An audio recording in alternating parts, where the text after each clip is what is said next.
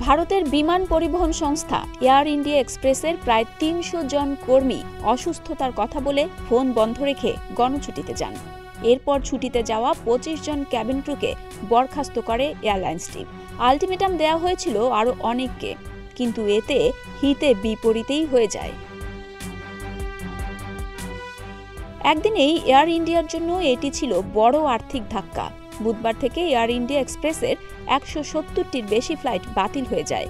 আর সেই ধাক্কা সামলাতেই নমনীয় হয় সংস্থাটি।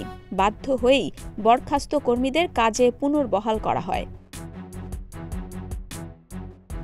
ভারতীয় গণমাধ্যম জানায়, বৃহস্পতিবার ২৫ জন ক্যাবিন ক্রুর টার্মিনেশন লেটার প্রত্যাহার করে নেওয়া হয়। ক্যাবিন ক্রুরাও তাদের কর্মবিরতি তুলে নিতে চলেছেন। যারা ছুটি নিয়েছিলেন তাদের সবাইকে কাজে যোগ দিতে বলা হয়েছে।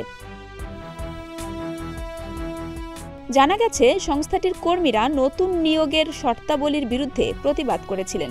মূলত টাটা গ্রুপের হাতে মালিকানা বদলের পর থেকেই এয়ার ইন্ডিয়া এক্সপ্রেসের কর্মীরা নানা সমস্যার কথা তুলতে থাকেন। মালিকানা বদলের পর কাজের ক্ষেত্রে নানা টার্ম অ্যান্ড কন্ডিশনের বদল আসে।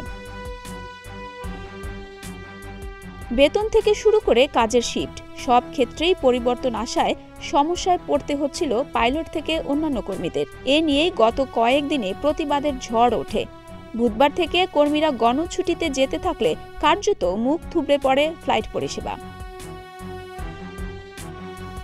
ফ্লাইট বাতিলের জেরে সমস্যায় পড়েন যাত্রীরাও। সব মিলিয়ে পরিস্থিতি পুরোপুরি নিয়ন্ত্রণের বাইরে চলে যাওয়ার আগে সমস্যা সমাধানে পদক্ষেপ নিল কর্তৃপক্ষ।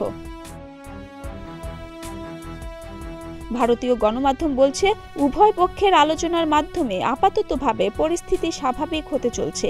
সেই সাথে কর্মীরা তাদের দাবি দাওয়া খতিয়ে দেখার আশ্বাস পেয়েই কর্মবিরতি প্রত্যাহার করেন। ডেস্ক রিপোর্ট, প্রতিদিনের বাংলাদেশ।